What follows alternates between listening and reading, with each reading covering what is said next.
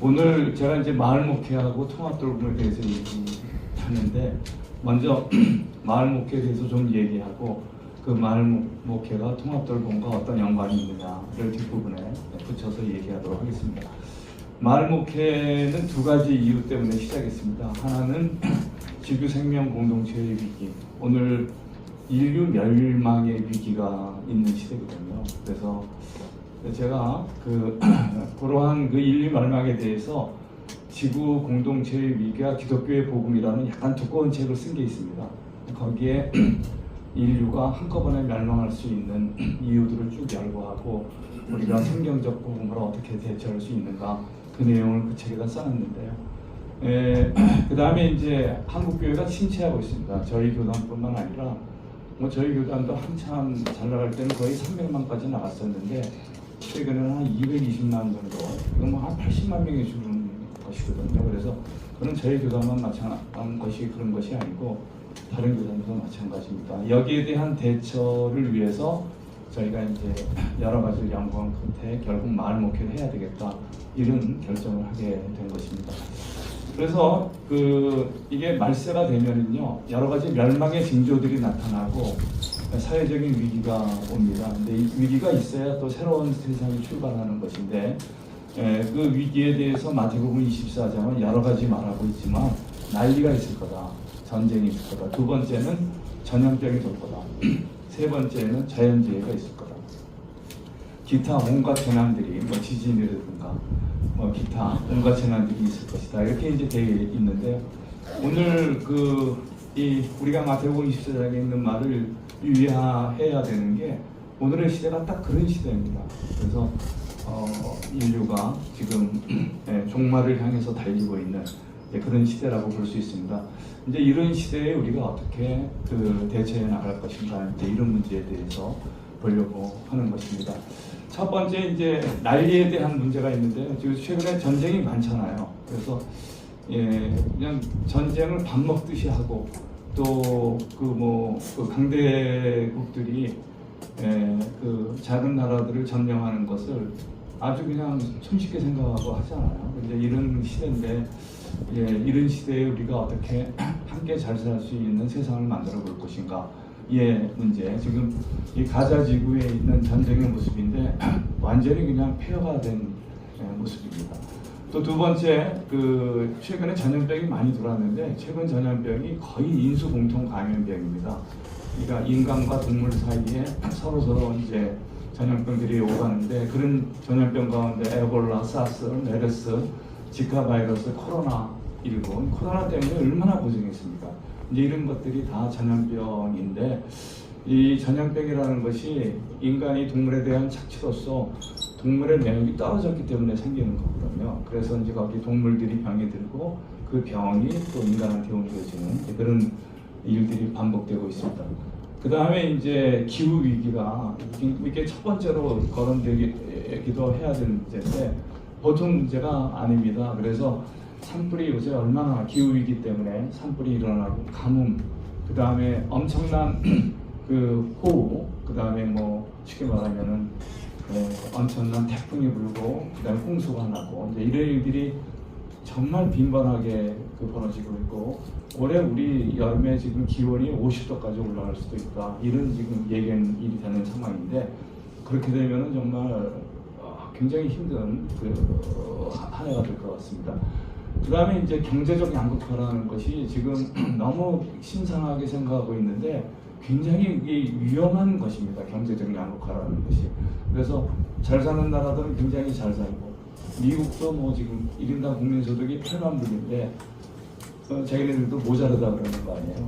다른 나라들은 지금 형편없는 나라들이 많은데, 그래서 이제 그러한 양극화, 이 국가 간의 양극화도 문제지만 국내에 있어서의 경제적 양극화라는 것이 이게 완전히 그냥 위기의 상황을 저는 불러일으킬 거라고 생각합니다. 그래서 우리가 이 경제적 양극화의 문제는 쉽게 봐서는 안 되고요, 굉장히 주의 깊게 살펴야 되는 그런 문제 가운데 하나입니다.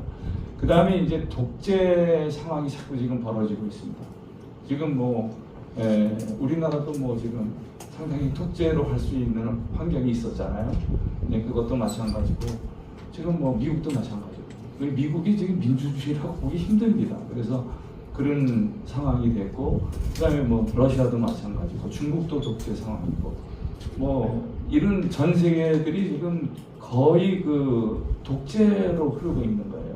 그래서 이게 결국은 인류에게 커다란 그 앞으로의 위기를 가져올 수 있는 저는 일이라고 생각합니다. 또 이 독재를 통해서 또 우리 사회가 다 자기 의견이 최고라고 생각하는 사람들이 독재를 하게 되는 거 아니에요? 이게 서로 소통이 안 되고 커뮤니케이션이 안 되고 갈등 양상이 일어나고 있는데 우리나라의 갈등도 지금 심각합니다. 우리나라가 지금 갈등 비용이 세계 1, 2위를 다투고 있는 나라거든요. 아주 위험한 지금 지경에 있습니다. 또 사회 내 경쟁적 분위기가 있어요. 우리나라 같이 어릴 때부터 경쟁해야 되는 나라가 없습니다. 우리나라는 사람만 경쟁하는 게 아니고 요새는 강아지들도 경쟁합니다. 강아지들도 요새 그 강아지 유치원을 들어가야 되는데 강남에 보니까 강아지 유치원 들어가려면 이게 리스트 이름을 올려놔야 되더라고요. 대기해야 됩니다. 웨이팅 리스트가 있어요. 그리고 이제 강아지들끼리도 좋은 유치원 다니는 강아지들하고 그 강아지 유치원 안 다니는 애들하고는 같이 놀지 않습니다.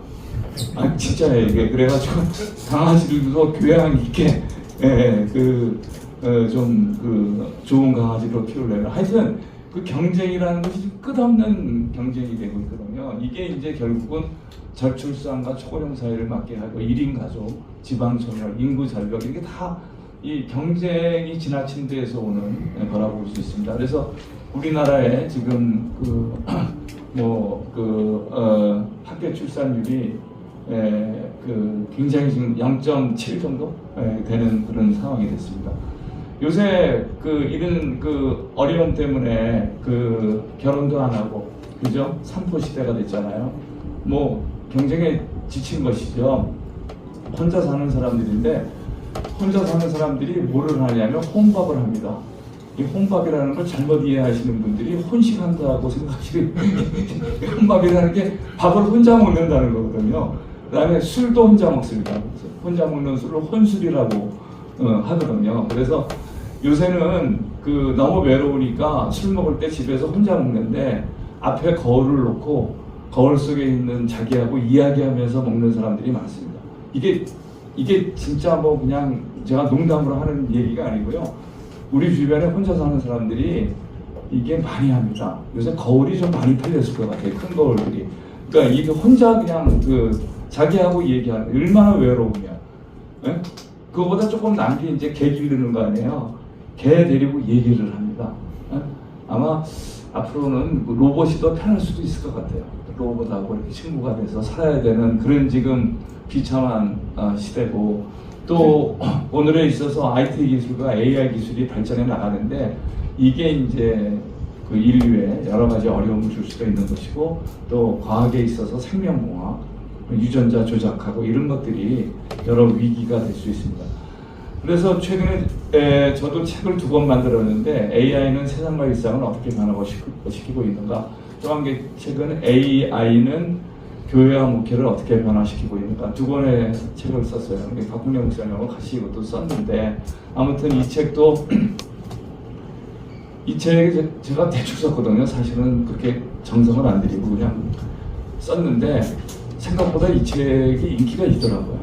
그러니까 요새는 무조건 그 책을 쓰려면 뭘 써야 되냐 무조건 AI가 있어요. 근데 그걸 느꼈어요. 그래서 아무튼 간에 요 AI에 대한 요새 책들이 유행하는데 이 AI에도 여러 가지 함정이 있다는 것을 우리가 잘 알고 있습니다. 또 우주적 재앙이라고 있는데 우리가 이제 해성 충돌 가장 지금 문제가 될 것 가운데 하나가 그 해성이 충돌할 수 있는 가능성이 있거든요. 그래서 이제 그런 것들에 그러니까 태양의 폭발, 외계 물질 유입 이런 것들이 앞으로 이제 문제가 될 수 있습니다.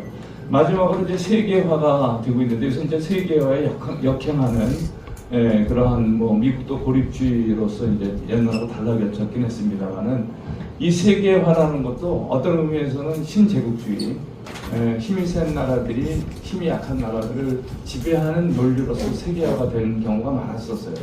그래서 이제 그런 것들도 지금 큰 문제로 지적되고 있습니다.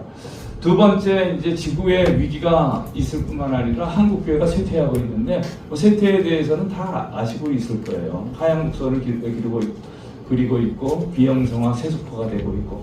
그래서 이제 이러한 때 제가 이제 우리 교단의 2022년, 32년까지의 장기 발전 계획을 저하고 이제 박성원 목사님하고 둘이 이제 애를 써서 만들었던 게 창원으로 만들었습니다. 그래서 여기에 이제 생명 문명 생명 목회 순례 10년이라고 그런 책을 만들어서 이 화두는 생명이에요. 생명이라는 것이 무엇인가에 액센트를 두고 지구 생명 공동체를 살려보자라는 입장에서 쓴 건데, 오늘에 있어서 쉽게 말하면 생명을 살리려면요 문명적 전환이 있어야 됩니다. 지금 상태로는 절대 안 된다고 생각해요. 그러니까 한두 개 고쳐가지고 지금 되는 상황이 아닙니다. 그러니까 이게 전반적인 갱신이 있어야 되는데, 그것을 저희는 뭐라고 표현했냐면은 문명의 갱신. 그러니까 culture of life, 생명 문화로 이걸 바꿔야 된다라는 거예요. 이제 그러한 입장으로 제가 이제 10년 계획을 했는데요. 벌써 한 4년, 이걸 시작한 지 4년이 됐는데, 총회가 만들어 놓은 것을 잘 진행하고 있는 것 같지는 않습니다. 언제나 이게 이런 계획이라는 건 계획대로 하고, 총회는 총회대로 진행하는 것인데, 그러나 이제 제가 만들었음에도 불구하고 굉장히 잘 만들어진 장기 발전 계획이라고 생각합니다. 그래서 한번 유총무님도 저희 10년 계획 한번 좀 검토하시고 조금 더. 그래서 우리 교세 통계들이 지금 우리 기독교가 한 880 됐는데 지금 700만으로 떨어졌거든요. 2020년 지금 더 떨어졌습니다. 그래서 앞으로 이제 이런 문제. 근데 여기에는 지금 사실은 교회 들 나오는 사람들도 포함되어 있기 때문에 지금 실제적으로 교회 나가는 사람으로 500만 될까 싶어요. 그래서 지금 10% 정도 지금 된다 이렇게 이제 보고 있는 것인데, 아무튼 이게 이제 한국교회, 제가 보기에는요 한국교회 이대로 가다가는 그냥 힘듭니다. 제가 보기에. 그래서 뭔가 새로운 대안을 만들지 않으면 안 된다. 그런 입장에서 저희는 긴급함을 가지고 이 만목회라는 것을 제기한 거라고 볼 수 있습니다. 그래서 이런 이제 문제들을 분석했어요. 여러 가지 이제 이러한 문제들을 분석했는데, 결국 이제 이런 문제의 근본 가장 큰 문제는 생명들이 다 죽을 수밖에 없는, 멸종할 수밖에 없는 위기 가운데 있다는 거예요. 지금도 하루에 수많은 생물들이 멸종하고 있습니다. 그래서 지금 오늘의 우리 시대에는 살리는 문명의 시대가 아니라 죽이는 문명의 시대가 왔는데, 그래서 이 생명적 멸종의 시대에 우리가 어떻게 해야 되느냐. 그래서 이 생명을 강화하고 오늘의 문명을 생명 문명으로 바꾸는 여러 가지 길이 있지만은, 저나 이제 마을목회 하시는 분들은 무엇을 강조했냐면 공동체성을 강조해요. 그러니까 혼자 잘 사는 것이 아니라 함께 잘 사는 세상을 만들어야 된다. 그래서 이 너무 오늘의 한국 사람들이나 이제 세계의 많은 인류의 행복론이 굉장히 개인주의적 행복론입니다. 행복이라는 것이 함께 누리는 행복으로서의 행복이 아니고 혼자 누리는 행복이에요. 근데 이게 인류를 지금 멸망의 구렁텅이로 가게 하고 있는 거거든요. 코로나19만 하더라도 이제 짐승들을 착취하고 인간 중심주의죠. 이기성입니다. 이제 그런 것 때문에 생긴 것이고, 전쟁도 마찬가지잖아요. 남의 나라를 침략해서 석유도 뺏고 이것저것 다 뺏어보자라는 거예요. 제일 대표적인 지금 개념이 아메리카 퍼스트 아니에요? 그러니까 미국 우선주의. 미국 우선주의라는 게 뭡니까? 이 자민족 중심주의, 자국 중심주의인데 굉장히 이기적인 논리예요. 기후 위기라는 또 따져보게 되면 인간의 지나친 욕심 때문에 생긴 겁니다. 이기성 때문에 생긴 것이라서. 그래서 이러한 이게 다 개인주의적인 욕망의 발현으로 생긴 것들이거든요. 이제 이러한 것을 새롭게 돌려봐야 되는데 공동체성을 살려야 되겠다. 그래서 이제 개인주의적 가치관을 이 공동체적 가치관으로 바꾸는 것이 우리 인류를 살리는 것이고, 그런 입장에서의 실제적인 목회가 마을 목회라는 거죠. 그 마을 목회라는 것은 한 개인이 예수 그리스도를 믿어서 그 행복해지는 것도 중요하지만, 구원받는 것도 중요하지만, 마을 전체가 행복해지는 것. 그러니까 하나님 나라를 이 땅에 건설하는 것. 하나님 나라를 뭐 선취한다는 게 더 낫겠네요. 선취하는 것.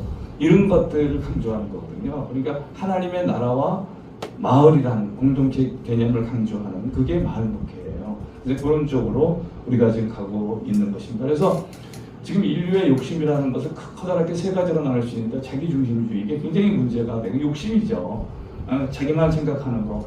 이 자기만 한다고 해서 절대 성공하거나 행복해지지 않습니다. 저도 살아봤더니 그렇게 되는 게 아니더라고요. 행복이라는 것은 남을 배려하고 남의 입장을 생각하고 남과 행복을 나눌 때 행복해지는 거지, 혼자 행복해지는 길은 없습니다. 그래서 자기중심주의가 문제고, 자민족 중심주의 아까 얘기했고요. 인간중심주의. 그러니까 모든 피조물이 함께 잘 살아야 되는데 인간만 잘 살아야 되겠다, 이렇게 생각하면은 문제가 많이 야기된다라는 거예요. 그래서 이런 걸 극복하는 길이라는 게 뭐냐 하면, 이기심과 욕심을 자제하고 공동체, 함께 행복한 세상을 만들어야 된다. 이게 중요한 거라고 볼 수 있습니다. 야고보서 1장 15절, 욕심이 잉태한즉 죄를 낳고 죄가 장성하되 사망. 사망이라는 게 파멸과 불행을 얘기하는 거거든요. 그러니까 인간의 모든 것이 어디로부터 시작되느냐 하면 욕심으로부터 시작되는 거예요. 이게 욕심이 이기심이고, 결국 그것이 인류를 망가뜨리고 우리를 모두 파멸에 이끄는 길이라는 것을 우리가 알게 되는 것입니다. 그래서 이러한 그 이상적 사회를 그리고 있는 가장 대표적인 성경 구절을 저는 고린도전서 12장이라고 봐요. 많은 사람들이 고린도전서 12장이 뭐 은사장이라고 얘기하는데 은사장이 아니고, 그 내용을 보게 되면은 하나의 이상적인 사회 모습 또는 이상적인 교회의 모습을 말하는데, 그것에서 그리스도와 하나된 몸으로서의 그 유기체를 강조하고, 가장 중요한 본문이 한 몸이 많은 지체, 많은 것이 있지만 전체로 하나 돼야 된다, 이것을 강조하고 있습니다. 그래서 상호우전, 약자 돌봄, 공감, 컴패션이라고 하죠. 이런 것들을 강조하는 사회가 돼야 된다.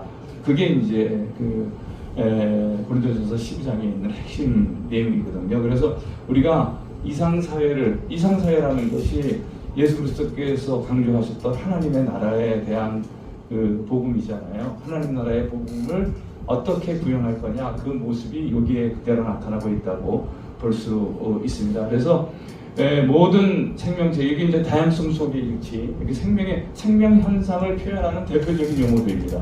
다양성 속의 일치, 관계적 통전성, 그 다음에 다지기를 일집다, 이렇게 표현하는데, 이게 결국 생명의 그 핵심이고, 그 생명의 핵심은 여러 나누어진 것들이 전체로 하나 되는 거, 쉽게 말하면 공동체를 이루는 거예요. 그 생명적인 네트워크를 이루는 그런 거라고 볼 수 있습니다. 그래서 그런 내용으로 그러면 이러한 그 하나 되게 하는 원동력은 뭐냐? 커다랗게 두 개거든요. 성령의 힘을 통해서 또는 사랑의 힘을 통해서. 하나 되게 하는, 아무리 하나 된다라는 것을 알지만 하나 되는 것에 능력이 없으면은 무용지물이죠. 근데 성경은 하나 되게 하는 원동력, 그 동기가 하나는 사랑이고 하나는 성령의 능력이라고 표현합니다. 이게 아니고서는 인간의 힘으로 되는 게 아니고 하나님의 영으로 된다, 이렇게 이제 표현하고 있습니다. 그래서 이 영에 대한 얘기를 하고 있고, 사랑은 사랑 안에서 스스로 세운다. 그러니까 사랑이라는 것은 신학자 틸리 같은 사람은 재결합의 능력, 나누어진 것들이 이걸 영어로 리유니언이라고 하는데 하나 되게 하는 힘이라고 이렇게 표현했어요. 근데 굉장히 중요한 것입니다. 사랑의 능력이라는 게. 그러한 입장에서 우리가 하나가 되겠다. 그래서 우리는 공생의 길, 공동 번역의 길, 공존의 길을 찾아야 되는 것이고, 이제 그것을 위해서 제가 하는 연구소에서도 한 25권의 책을 펴낸 바가 있습니다. 인간의 타락으로 개인 중심적 행동론에서 공동체적 행동론, 인간의 타락으로 우리 모두는 이기적인 존재들이 되었는데 그리스도 안에, 사랑 안에서 이웃을 사랑하고 공동체를 하나 되게 하는 힘을 갖게 하는 거, 이게 이제 중요하다라는 것을 제가 강조했습니다. 그래서 제가 정의를 하면서 마을 목회라는 게 뭐냐? 마을 목회의 핵심은 하나님의 진정한 사랑으로 마을을 품고 세상을 살리는 목회로 정의했습니다. 그러니까 출발점을 저는 어디서 생각했냐면 교리에서 생각하지 않았어요. 뭐 교리적으로 내가 교리를 승인한다든가 이게 인간에게 그 참 행복을 가져오는 게 아니라 하나님의 사랑을 내가 깨닫는 것이죠. 여기에서 우리의 문제가 풀어진다는 것입니다. 그래서 하나님의 진정한 사랑에서 출발해야 됩니다. 우리가 오늘과 같은 세상이 멸망에 치닫는 세상이 된 거는 결국 뭐 때문에 없냐면 사랑이 식어서 그런 거거든요. 이 사랑을 어떻게 되살려서 우리가 어떻게 하나님의 사랑을, 전도라는 것이 교리의 전달이라는 것도 중요하지만 교리의 전달과 함께 제일 중요한 게 전도는 하나님의 사랑을 경험케 해야 됩니다. 주변에 있는 사람들이 그 하나님의 사랑을 경험치 못하게 하면서 전도한다면 그게 제가 보기에는 힘없는 전도가 될 거라고 생각합니다. 그래서 하나님의 사랑으로부터 출발해야 된다. 하나님의 사랑이 아주 중요하다는 것을 제가 강조했고요. 요한복음 3장 16절에 하나님이 세상을 이처럼 사랑하사 사랑으로부터 출발합니다. 구원론이 독생자를 주셨다. 중요한 거는요, 하나님이 세상을 사랑했다고 하고 독생자를 주시지 않았다면은요, 그거 내가 보기에 구원이 이루어지지 않는다고 생각합니다. 그러니까 하나님이 사랑했다는 말로서만 끝난 것이 아니고 실제적으로 자기의 사랑하는 아들을 우리에게 주신 것이죠. 사랑의 행동을 한 겁니다. 우리도 마찬가지예요. 교회가 이 믿음만 가지고 있다고 얘기해서 이 세상을 아름답게 못하는 것이고, 제일 중요한 게 뭐냐 하면 하나님이 독생자를 보내신 것 같이 희생의 사랑을 우리가 행동으로 드러내야 된다는 거예요. 그러니까 희생의 사랑이 없는 내가 보기에는 교회, 희생의 사랑이 없는 선교, 희생의 사랑이 없는 믿음, 이런 것들은 다 제가 보기엔 별 의미가 없습니다. 핵심은 뭐냐 하면 행동이 있다. 그래서 이 마을목회의 신학은 정론의 신학이 아닙니다. 이론의 신학이 아니고 일단 실천을 하는 신학이에요. 실천을 해야 된다. 그래서 우리가 많은 경우 사고 철학이 사유를 통해서 뭐 진리를 얻으려고 그랬잖아요. 그거 사고적인 방식이고, 이 마을목회의 그 하나의 인식론이라고 할까, 방법론은 뭐냐 하면 실천을 하면 알게 된다는 거예요. 실천을 해보면 그 하나님의 사랑을 깨닫게 되고 기독교의 교리가 무엇인지 알게 되는 것이죠. 그러니까 우리가 제일 중요한 게 정행의 신학, 행동을 주장하는 신학이 꼭 돼야 된다는 거예요. 정론의 신학에 그쳐서는 물론 이론도 중요해요. 안 중요한 게 아닙니다. 근데 이 정론의 신학에 머물러서는 안 되고 정행에 행동함으로써. 그래서 제가 방법론은 뭐냐면 우리가 행동해 보면은요, 그 결과를 산출할 수 있어요. 그 결과를 산출해서 그 결과를 평가해 볼 수 있습니다. 평가를 해보고 어느 것이 효과적인지, 어느 것이 인류의 행복에 유익이 되는지를 깨닫게 될 수 있어요. 거기에서 어떤 결과가 나는지를 깨닫게 됨으로써 우리가 알게 되는 거지, 그거를 이론적으로 따져서 알게 되는 게 아니죠. 그것을 제가 마을목회의 방법론으로 가지고 그래서 이러한 거를 저는 이제 보통 철학 역사에서 그걸 프로네시스라고 그러거든요. 실천지, 실천함으로써 알게 된다. 실천지라고 합니다. 실천이라는 걸 이제 프락시스라고 그러고, 네, 실천지라고 그러는데 프로네시스 헬라어로. 그래서 이 프로네시스의 방법론으로 우리가 다시 한번 강화해야 된다. 이제 이런 여기 쭉 돼 있고요. 그래서 이제 뭐 그런 얘기들을 쭉 해놓고 제가 이제 이거를 뭐하고 연결했냐 하면은 이제 많은 경우 이제 마을목회를 서구의 선교적 교회론하고 연결하는데, 미셔널 처치하고 연결하는데, 그 미셔널 처치라는 책을 읽어보면 보신 분들 알겠지만 미셔널 처치에 보면은 굉장히 좋습니다. 그러니까 우리하고 하는 내용이 많은 사람들은 어떤 신학자들은 마을목회를 미셔널 처치, 선교적 교회론의 아리로 놓고 이렇게 전개하는데 전혀 그렇지 않거든요. 그러니까 이제 이 마을목회라는 것은 한국에서 나온 독특한 포괄적인 신학이지, 선교적 교회론의 아류에 있는 그런 신학이 아니라는 것을, 하나님의 선교의 개념, 그래서 쭉 것이 필요하고요. 이건 이제 쭉 넘어가겠습니다. 그래서 이제 여러 가지 우리가 해야 할 일들에 대해서는 많이 들었을 텐데 이제 그러한 것들을 이제 보시면 되겠고요. 최근에 이제 통합돌봄의 얘기가 마을병원하고도 연관되어 있거든요. 그래서 이 통합돌봄이 의료생활협동조합이라는 것을 가지고 그 말하자면 마을목회 개념과도 연관되는, 저는 이제 마을병원이라는 개념을 좋아합니다. 그래서 우리 지금 우리가 너무 이게 이제 의료 문제는 어떤 병원이나 의원의 이윤 추구하러 이게 화해서는 안 되거든요. 그래서 이게 인간의 건강을 놓고 그것에 대한 이윤을 추구하면 분명히 과잉 진료가 나오게 되고 여러 가지 문제점, 물론 우리나라가 이제 의료보험이 여러 가지 장점이 있지만은 아직도 문제점이 많은 것이 있거든요. 이제 그러한 과잉 진료 문제라든가 또 의료의 한계라든가 그런 것들을 앞으로 이 마을 병원이라는 개념으로 좀 극복을 해야 되고, 물론 뭐 기존에 기업적인 병원도 있을 수 있는 건데 좀 협력적인 관계가 필요하다, 이게 이제 이렇게 했습니다. 그래서 이런 것을 하고 오늘 뭐 제가 이제 마치는 얘기를 하려고 그러는데 최근에 이제 여기 교회 하나의 교회라고 김영원 목사가 어떤 개념을 가지고 오느냐면 공동주택 개념을 가지고 갔어요. 우리가 아파트라는 게 굉장히 격리된 상태에서 생활하는 공간이잖아요. 그런 공간을 교인들하고 이렇게 힘을 합쳐가지고 한 10가구, 20가구가 새롭게 건물을, 아파트를 지어가지고 밑에는 공동 부엌도 만들고 또 공동 육아할 수 있는 공간도 만들고 그런 식으로 이제 함께 사는 것으로 만들었는데요. 제가 보기에는 통합돌봄이라는 것을 잘 하려면요, 우리나라에 있어서의 아파트 구조들을 다 바꿔야 됩니다.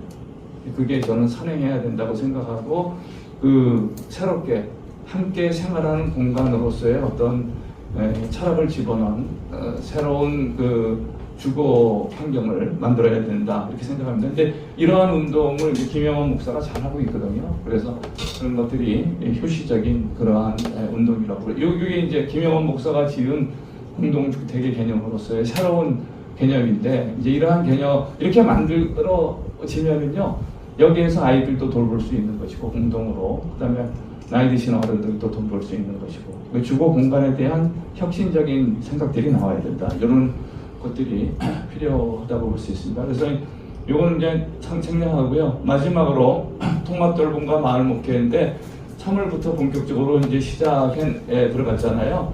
그래서 이제 복지부는 지역사회 통합돌봄을 정의하기를 돌봄을 필요하는 사람들이 자택이나 그룹업, 그러니까 이제 대개 시설에서 많이 수용했잖아요. 특히 통합돌봄은 모든 사람들에 대한 혜택보다는 노인이라든가 장애인이라든가 그 다음에 만성질환자, 환자들, 여기에 집중적인 액센트를 가지고 있는 하나의 돌봄의 것이거든요. 이게 포괄적인 그러한 복지라기보다는 이게 대상이 있습니다. 그래서 노인과 장애인과 그다음에 만성질환자, 여기에 대한 것이 되어 있는데, 이제 이런 것들을 여태까지는 시설에서 많이 관리를 했잖아요. 시설에서 요양원, 요양병원이 이렇게 됐는데 그게 상당히 비인간적이고 한계가 있는 거라는 걸 깨닫고 자기 주택에 거주하면서 뭔가 돌봄 체계를 거기다가 연결해서 놓는 그러한 걸로 지금 바꾸자는 거거든요. 그래서 이제 그렇게 되려면은 동네의 분위기가 달라져야 되고 동네 사람들이 거기에 참여해야 되고 인식을 가져야 됩니다. 그런 것들이 앞으로 필요하고, 그런 것들을 우리가 잘 앞으로, 그러니까 쉽게 말하면은 자택에서 한다, 그냥 있으면서 도움을 받는다, 어떤 시설이나, 근데 내가 그렇다고 해서 시설을 다 폐지할 거냐, 그래서는 안 된다고 생각합니다. 또 필요할 때가 있거든요. 그래서 상호 보완적으로 그렇게 이제 가는 것이 필요하다. 그래서 여기 이제 이러한 상태에서 병원에 있었던 사람들을 쉽게 말하면 집이나 지역사회에 있는 채로 돌봄을 받게 하는 시스템을 만들자라는 거거든요. 굉장히 저는 이게 좋은 제도라고 생각합니다. 그래서 이런 쪽으로 우리가 교회가 조금 더 참여해서 조금 노력하면, 제가 한 2분 정도 지났는데 한 2분만 하고 마치겠습니다. 그래서 그런 쪽으로 우리가 새롭게 전진을 해 나가야 된다는 것을 하고, 제가 보기에는 지금 통합돌봄이라는 게 노인과 장애인과 질환자들의 집중해 있지만은 결국은 그렇게 집중해서는 내가 보기에는 효용성이 떨어지고 전체를 아우르는 포괄적인 복지로 가야 된다고 저는 생각합니다. 그래서 그쪽으로 전체적으로 윤곽을 잡고 우리 전체의 시스템을 바꾸는 쪽으로 가야 된다고 생각하고요. 이 커뮤니티 케어와 통합돌봄의 개념이 비슷한 개념입니다. 그래서 저는 저는 뭐 지역사회 돌봄이라 그러는데, 제가 만든 책 가운데 마을 목회와 지역사회 복지라는 책을 만든 적이 있거든요.